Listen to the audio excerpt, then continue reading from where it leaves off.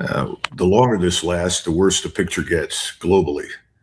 I think the Iranians have decided that rather than live on their knees, they're going to stand up even if it kills them. I think the Iranians have made it very clear that they will not meet Mr. Netanyahu's demands. So we have to understand that the demands President Trump stipulated are not our demands. They're Israel's demands as articulated by Mr. Netanyahu. And what is Mr. Netanyahu's view of the world? The world is a place that Jews must dominate, at least insofar as we're talking about the Middle East. How do they dominate that? Well, they have to dominate it militarily. And why do they have to dominate it militarily? Because they're surrounded by enemies. That's the argument. Well, is there a way to convert some of those enemies to friends? No, that's impossible. Therefore, we will only be safe in Israel when Iran, it's a very serious danger to us because it's big.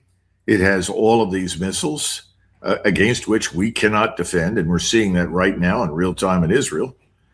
And that's unacceptable. So if nothing else, Iran has to be destroyed.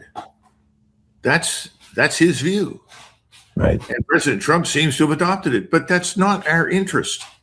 Right. We don't have any interest in killing everybody in Iran or destroying all their cities and reducing them to abject poverty. I mean, surely that's not something that works to our advantage as a country.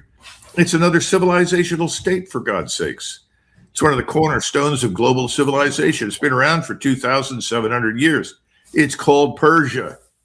And if we had stayed out of this place, I think you would have seen a regime change in Iran down the line. Maybe another 6 months, maybe 12 months, who knows? But the majority of the people in Iran really are not very enthusiastic about this brand of Islam that was imported from the Arab world. They haven't been for some time. And Iran itself has changed dramatically from what it was just 10 or 20 or 30 years ago. It's, we listen to the propaganda. It's like Khomeini's still in charge. It's 1980. Everyone runs around in a bag. The police are out there driving people into the mosques. No, the mosques are largely empty in the big cities. People are not interested in that. And they are very, very interested in regaining their Persian national identity, their Persian culture, history, language, society. Now, I think what we've done is retard that, if anything. We've made it very unlikely that we'll see anything profound in the near term. I could be wrong. It may be that in 6 months, we'll still get a change over there. But bombing our way to that has been a failure, a disaster. In fact, I had someone sit down with me who's been to that country and showed me the neighborhoods in Tehran that we've destroyed. He said, we've killed most of the people that share an interest in expelling Islam. Of course, people we've been killing are the people that would really like to change things. I also think we don't understand Iran or the people in it. And that's not new. We don't care. When we went to Vietnam, we understood nothing. We didn't give a damn. Our view has always been, well, we're here. We're going to bomb you into happiness and democracy. Of course, that's all nonsense. But that's been going around now for years and years. And you say, well, I'm not for that.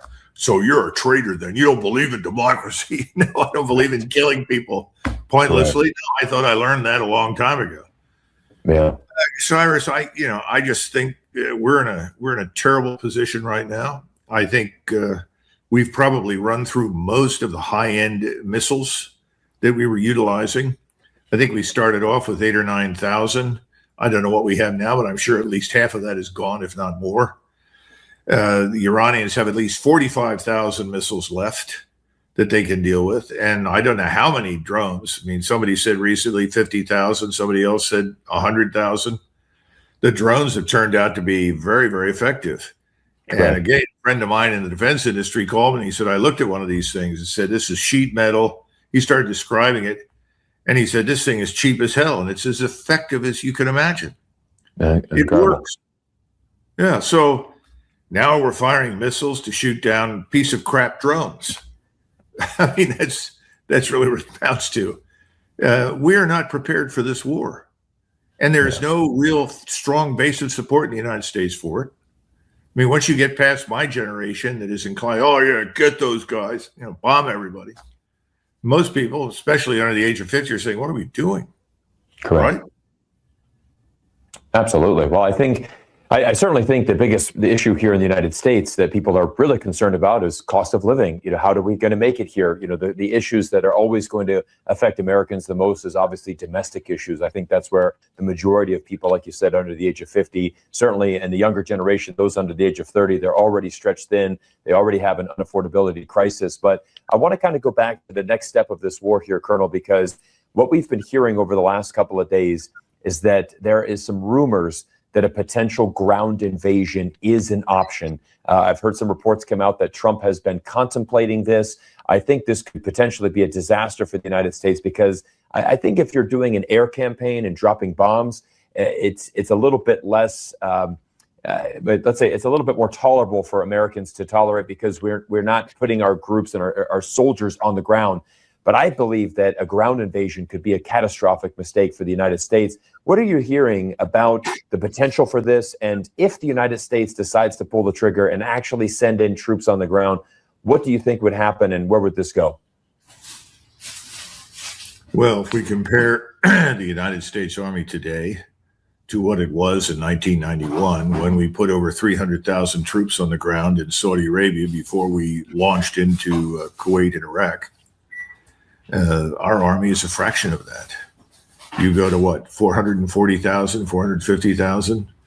And of that number, how many of that number constitute formations? In other words, they're in organizations that you can ship and put on the ground somewhere. 120,000, 125,000, maybe. Now let's assume you're just dealing with what we've got. How do you get in? Where do you go? Where do you land? Are you going to land down on the coast of the Indian Ocean in Iran and then march 1,000 miles across open desert to get to the northern part of the country? I doubt it. Are you going to try and break through the Straits of Hormuz and come ashore in Bandar Abbas, the main port city down there, or go north up to Cargill and get in that way? Everything will be sunk. This is the problem. We don't understand. This is the age of precision-guided missiles linked to satellite-based intelligence, surveillance, reconnaissance, and terrestrial platforms. When we talk about seabed to space in terms of sensors, that exists. That's real. So how do you get in there? Well, I don't think you're going to get in the places I just described, so that puts you into the Mediterranean. Oh, well, that's great. We can go through Turkey, right? No. The Turks said no in 2003. We wanted to send 25,000 troops through Turkey. Said, forget it. We're not going to support it. Why would they support it today? They don't want Iran to be destroyed. They see no benefit in chaos in the region that'll produce millions of refugees, destroy their economy. They're not interested in the greater Israel project. Israel is now invading Lebanon. It's controlling most of southern Syria. They plan to seize the Sinai and eventually part of the Nile River Valley in the north. They want to control most of Jordan and parts of northern Saudi Arabia and Iraq. Oh, everybody's going to rush to support that. That's the Netanyahu delusion. That's what we're bombing in support of. That's crazy. Okay, that is nuts. It's not going to happen. Yeah. So you say you're going to try and come ashore on the Syrian coastline. Okay, say you get in there. You're going to be picked up on intelligence, on space-based reconnaissance as soon as you show up in the Mediterranean. While your ships are sitting there trying to offload equipment and troops are disembarking, you're going to be annihilated from space. Then somebody said, oh, we'll send in the 82nd. Oh, really? 11,000, 12,000 men in parachutes? Okay. What happens when they land, assuming they don't get killed in the air? Well, then they have to eat, they have to drink, they have to move, and they have to have ammunition. Right. So how long do they last? 36 hours? I mean, this is the myth, the mythology of light forces.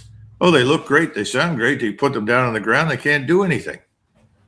I guess what I'm trying to get across is it is not just a lunatic idea, it's a dangerous excursion into fantasy land. And to do all of it and have any real impact, you have to have a draft. You need to bring in able-bodied, top-of-the-line U.S. manpower. Now, how many people are going to sort of celebrate the draft when it's introduced? Oh gosh, that'd be a disaster, I think. Now, listen, I want to be careful here because I want to make one point very clear. Correct. Most men, American men, if you told them we're going to put you on the Mexican border because we have a threat from Mexico and we may have to go down there, they would all do it. Correct. There is no unwillingness to defend the United States and fight for it. But people are saying, well, what are we doing in Iran? What threat does Iran pose? Oh, if they get a nuclear weapon, they'll use it on us. There's no evidence for that. There never has been. They don't want to do that. After 2001, 1 million Iranians went into the streets of Tehran at night with candles for a night vigil to demonstrate their solidarity with us and their sadness at the loss of life in New York City. Have you ever heard that? Oh, no. Nobody ever brings that up. I mean, this sort of thing is so lopsided in the media, which is all Israeli infiltrated and supported and governed and run. You know, how do you deal with these things? We have too many people who have been propagandized for too long, automatically inhale this stuff. And so they're standing around saying, okay, you want to bomb a place, fine, but now you want to invade it? And how do we profit from this? Who's going to pay for all this? We're already $38 trillion in debt. Crazy.